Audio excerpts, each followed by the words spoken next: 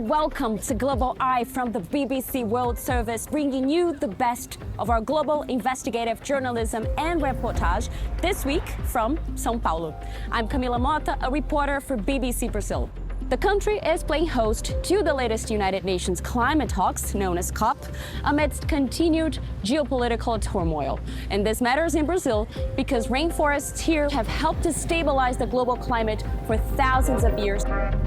Also on this week's program, we're on the ground with a team who are setting light to the Brazilian savanna in order to prevent larger wildfires in an area that's home to around 5% of the world's species. And we investigate how oil spills from Colombia's largest energy company are impacting the country's lifeblood, its main river, the Madalena, and its biodiverse wetlands.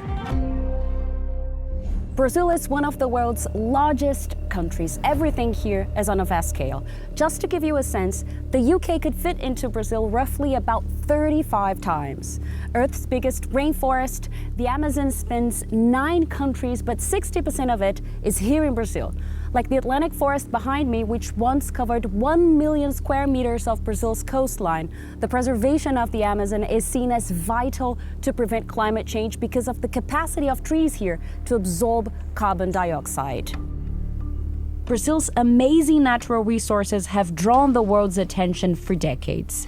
The remorseless pace and scale of environmental damage since then has become clear, has frightened ordinary people and their leaders. Concerns about deforestation were first raised in the 1980s, when a campaign to protect the forests here was launched by local indigenous leader Raoni Metuktiri. The country hosted an Earth Summit in 1992, a landmark moment which set the global green agenda for the next 20 years with its focus on combating global warming. Every year, countries committed to tackling climate change come together to check in on their progress at an event known as COP. It's taking place in Belém, a city right on the edge of the Amazonian rainforest, with extreme weather events now hitting harder and more frequently around the world and posing serious risks to human health.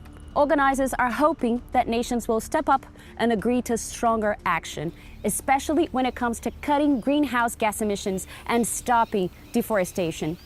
Many of the issues raised at the original Earth Summit in Brazil are still being discussed today. The big difference? Now, far more countries are feeling the direct impacts of climate change. Politics play a substantial role in how different countries tackle climate change, and Brazil is no exception. The country's 2 most recent presidents, first the right-wing Jair Bolsonaro and now the left-wing Luiz Inácio Lula da Silva, known as Lula, are both controversial figures. Under Bolsonaro's leadership, deforestation in the Amazon surged, while Lula was elected in 2022 on a pledge to end deforestation by 2030. That said, Lula hasn't escaped criticism from environmental campaigners.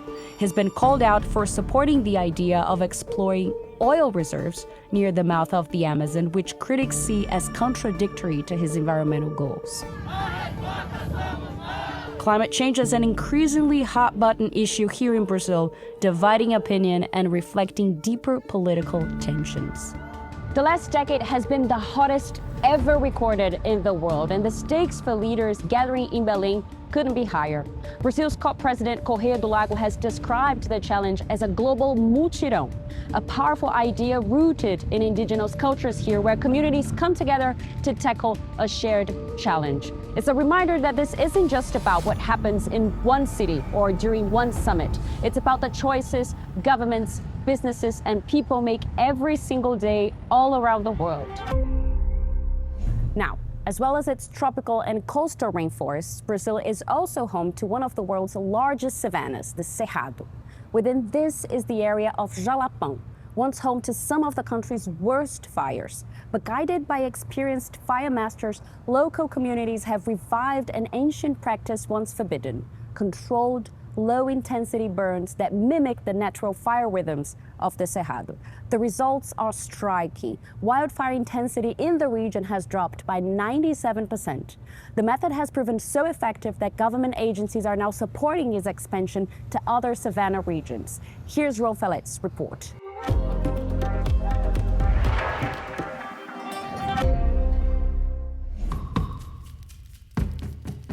a single spark. Flames race across Brazil's savanna, the Cerrado.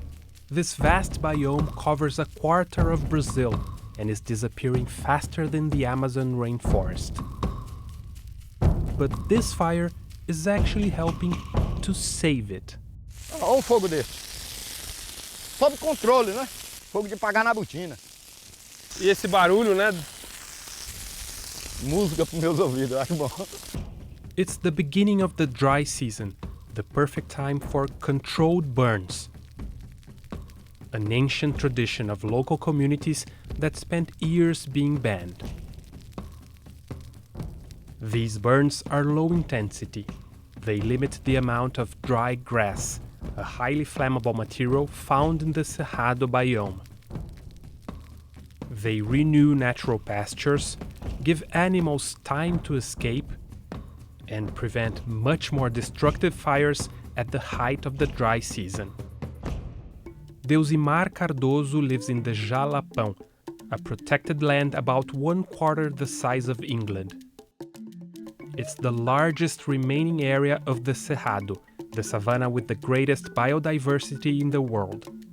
This ecosystem gives birth to rivers that supply tens of millions of Brazilians across the country. The secret lies underground in its deep, branching roots. These roots carve channels that let rainwater seep down to recharge aquifers. Yet the Cerrado remains largely invisible and under great threat. Half of its area has already been destroyed due to large-scale farming.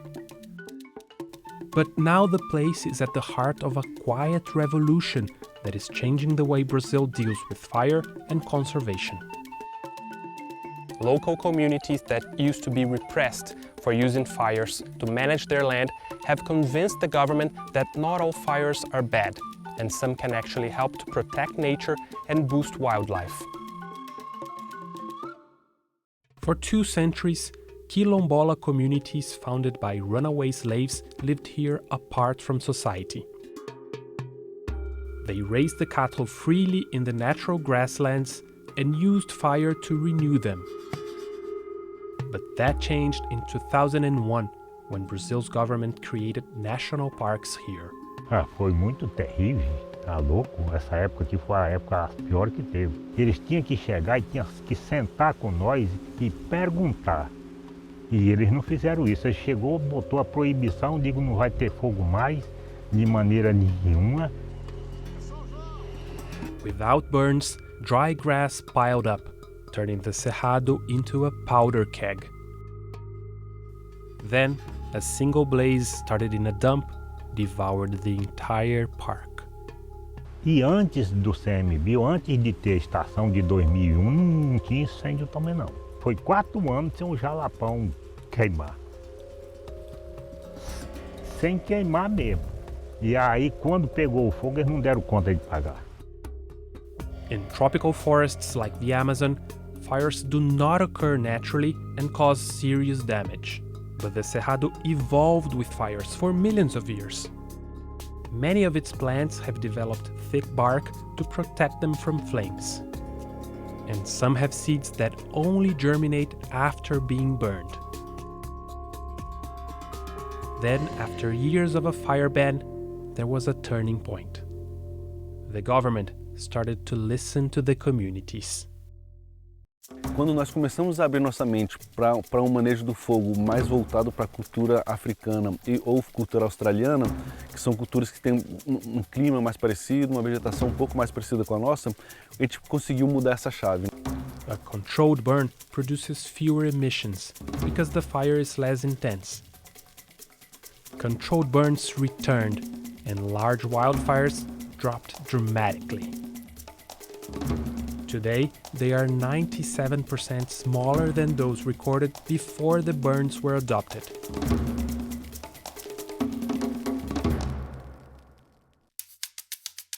In the community of Rio Novo, firefighters and residents planned a controlled burn. The goal is to remove dry, flammable vegetation around the community and prevent a tragedy. The proximity of the houses requires extreme care. Even controlled burns can get out of hand. The flames quickly grow. But in the end, it all goes as planned, with the burn creating a firebreak around the community.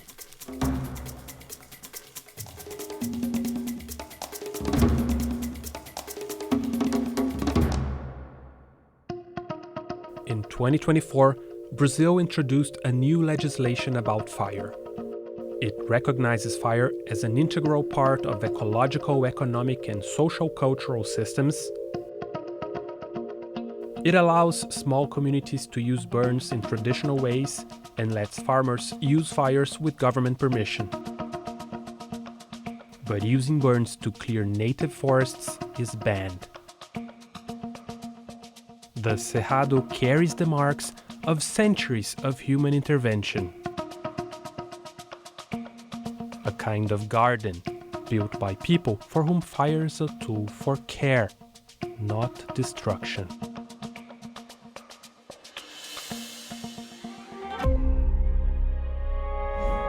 Now here's some of the other great content available this week from the BBC World Service. The other huge story in Brazil this week is the aftermath of an operation that has left more than 100 people dead. Last month, the police launched a major raid on armed gangs in Rio de Janeiro. BBC Brazil spoke to a photographer who witnessed the aftermath. You can read more about what happened that day on the BBC News website. And the climate question looks at our planet's future with leading experts in the field. On this week's show, what might happen to the world as a whole if the Amazon rainforest disappeared as a result of deforestation? Watch on the BBC World Service's YouTube or listen wherever you get your podcasts. Now, Brazil has over 1,000-mile land border through the Amazon rainforest with Colombia, our neighbor to the northwest, and both countries also share a valuable resource beneath their soil, oil. Earlier this year, the BBC World Service found that the Colombian energy giant Ecopetrol had polluted hundreds of sites with oil, including water sources and wetlands, allegations the company denies.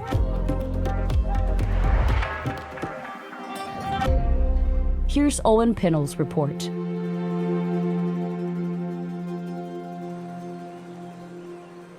Mis abuelos me enseñaron desde niña a cuidar el río. Siempre en mi corazón ha estado ese amor por el río y vivir cerca. Nearly 1,000 miles long, the River Magdalena is Colombia's lifeblood. But endangered animals are dying.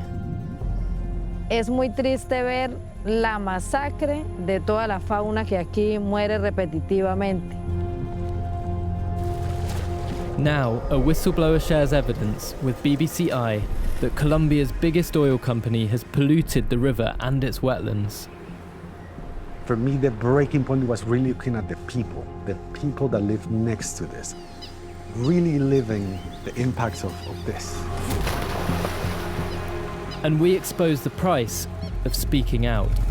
En la noche llegan dos hombres a mi casa, armados, entran sin mediar palabra. Usted está muy linda. Sería una lástima que algo le pasara.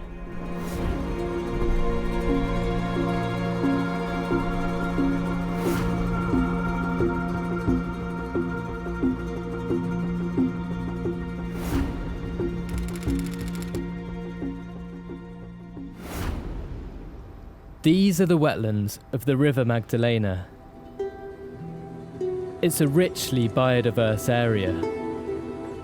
The region is also home to Ecopetrol's main base in Colombia, in the city of Barrancabermeja. Oil from across the nation is processed here in the country's largest oil refinery. Andres Alarte grew up here. Getting the job at Ecopetrol was a dream come true. I was extremely proud. My family was super proud as well.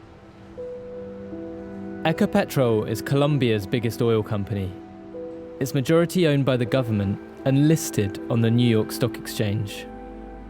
Andres joined in 2017 and worked as an advisor to the CEO. But he soon became concerned about the company's approach to the environment. I remember doing some analysis of water discharges, and it was awful. Most of the water that is put there is really outside the norm of water quality regulation in Colombia. This has a lot of health implications for the communities and the people that use this water downstream. Como comunidad de pescadores, somos esas guardianas de los ríos, de las ciénagas, porque de esto depende que podamos llevar alimento a nuestros hogares. Soy Julia Andrea Velázquez, soy una mujer pescadora y pertenezco a la Federación de Pescadores de Santander, FEDEPESAN. Soy la presidenta. Julie and her colleagues have been raising the alarm about a disturbing trend. Es muy triste ver la masacre de toda la fauna que aquí muere repetitivamente. Encontramos 3 manatíes, 5 búfalos muertos, encontramos más de 10 babillas, encontramos tortugas, chigüiros, aves, miles de peces muertos. Entonces es algo extraño lo que aquí sucede en este caño. It's not clear what's causing the deaths. River warming due to climate change could be a factor. But the fishers are concerned by signs of oil pollution. Aquí podemos observar el brillo que tiene este material vegetal y el aceite que aquí lleva, vean. Todo esto son puras grasas y residuos directamente de la industria de la refinería de Ecopetrol.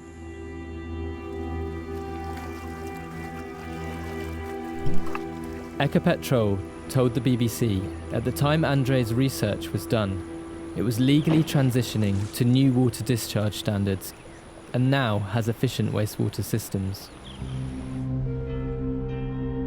But as Andrés continued at Ecopetrol in 2018, he gained access to confidential evidence that wastewater pollution was not the only problem. There is a database that could only be accessed at the very senior level. I was able to access these databases because of the role I had.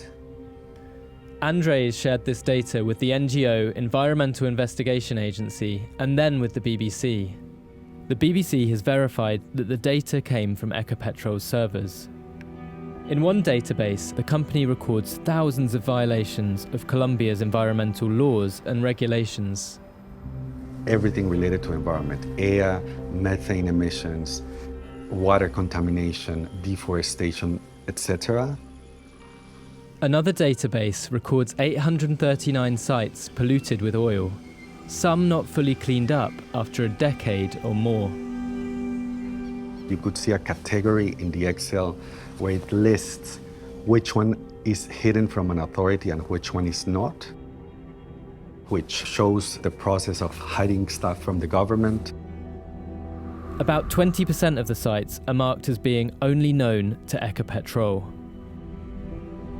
The BBC was able to film at one of these sites 7 years later. By Colombian law, you need to report environmental impact to the authority immediately. Like if I spill something, I have to report it right away. That's part of every regulation. I was handing all the info to my superior saying, these are the results. Isn't this like really wrong? Isn't this illegal? But then those questions would trigger not only this reaction of like, you're not getting this, you're not getting what the job is about. Why are you asking these questions? Felipe Baijon was CEO of Ecopetrol from 2017 to 2023. It was during this time that Andrés collected most of his data while working for the Vice President of Sustainability. Baijon denies there was a policy of hiding unresolved oil pollution.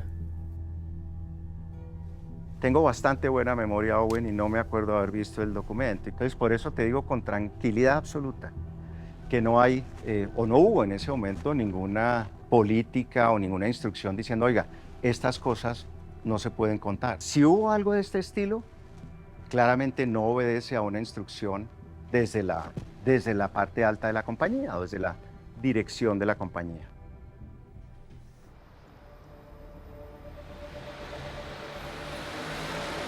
Ecopetrol found out Andres was collecting information. He left the company in 2019. Shortly after, he started receiving anonymous death threats.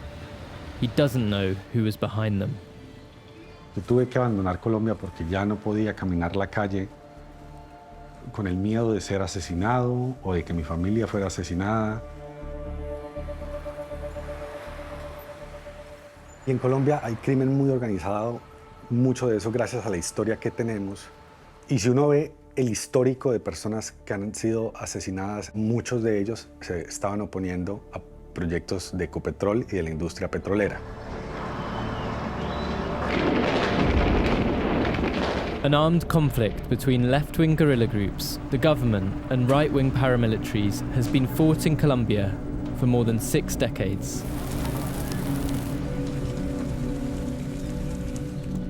Matt Smith is an oil analyst and financial journalist who has been based in Colombia for 14 years. He has reported how the oil industry in Barrancabermeja became a flashpoint in the conflict. Colombia's oil industry has for decades been entangled in the armed conflict. Despite an ongoing peace process, illegal armed groups remain active in the country. Many former paramilitaries find employment with private security companies. The overlap between private security companies and paramilitaries or former paramilitaries is immense. And then the problem you have is those private security companies seek out the most lucrative contracts. The most lucrative contracts tend to be the oil industry, and it tends to be Ecopetrol issuing most of those contracts. Andres has shared internal Ecopetrol emails showing that in 2018 it paid a total of $65 million to more than 2,800 private security companies. I would honestly put my hand on my heart and say that senior management within Ecopetrol would not have been involved in ordering those paramilitaries to their facilities or near their facilities in 2021 onwards. But there is always that risk of some sort of contagion between the private security companies, the types of people they employ, and their desire to continually maintain their contract. It could include potentially even kidnapping or murdering community leaders or environmental defenders operating in those areas simply to get rid of the problem and ensure that Ecopetrol's operations proceed smoothly. Today, Colombia is the most dangerous country in the world for environmental activists. Based on data from NGO Global Witness, a record 79 were killed in 2023. Julie, leader of the fishing union, has also received death threats after speaking out against Ecopetrol. Ese es el temor que me da, que me asesinen para que esta mujer pescadora no siga denunciando todo lo que se ha visto en los diferentes humedales y caños de Barrancabermeja. In total, the BBC has spoken to 9 people who have criticised Ecopetrol and later received death threats from illegal armed groups or anonymously. Jubelis Morales is one of them. El principio de mi activismo yo no sé si existe porque yo no sé si yo soy activista. Me gusta más pensar que soy una defensora, ¿no? Una defensora y una cuidadora del río. Jubelis grew up in a fishing town downriver from Barrancabermeja. Aged 18, she led protests against Ecopetrol's plans to start fracking in her area. El fracking en Colombia no se va a dar, y no se va a dar porque no es una lucha contra el fracking, es una lucha por la vida de todos y todas. Her protests soon attracted unwanted attention. En En la noche llegan 2 hombres a mi casa, armados, entran sin mediar palabra, me tocan el cabello de una manera sediciosa, asquerosa, y me dicen, usted está muy linda, sería una lástima que algo le pasara. Deje de joder con eso del fracking que la vamos a matar. Yo me quedé así.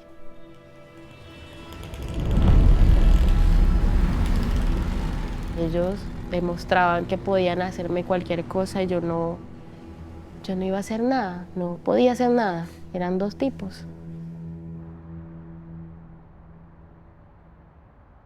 Primero te diría, yo sí creo que teníamos la debida diligencia, los controles con todas las compañías de seguridad. Y cuando sucedía algo, bueno, que estuviera por fuera del estándar, de la regulación, nosotros éramos, o las expectativas inclusive, del código de ética y de cumplimiento de la compañía, nosotros éramos los primeros en reportar esto a las autoridades. We, as a documentary team, have spoken with 9 people who've told us of credible threats which they link to them publicly criticizing Ecopetrol. Rechazo categóricamente esas amenazas y quiero dejar total claridad en este espacio que me dan que nunca y en ningún momento hubo ninguna directriz en ese sentido. De hecho, yo he sido muy vocal en términos de acabar con la polarización que tiene el país, de acabar con esas enemistades que no nos llevan a nada, Owen. From exile in Germany, Andres has built a new career working on climate policies. I never realized how this would completely change my life, like in every sense, professionally, emotionally.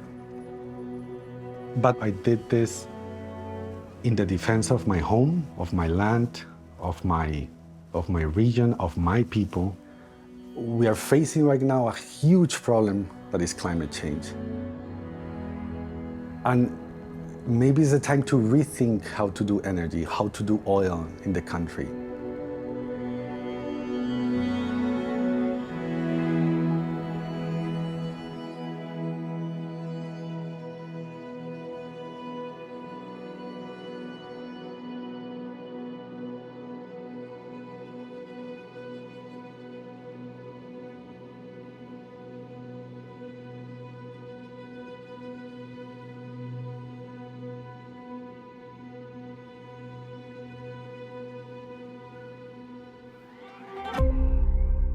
Thanks for joining me in Brazil. We want your feedback on Global Eye. Let us know what you think on social media using the hashtag BBC Global Eye.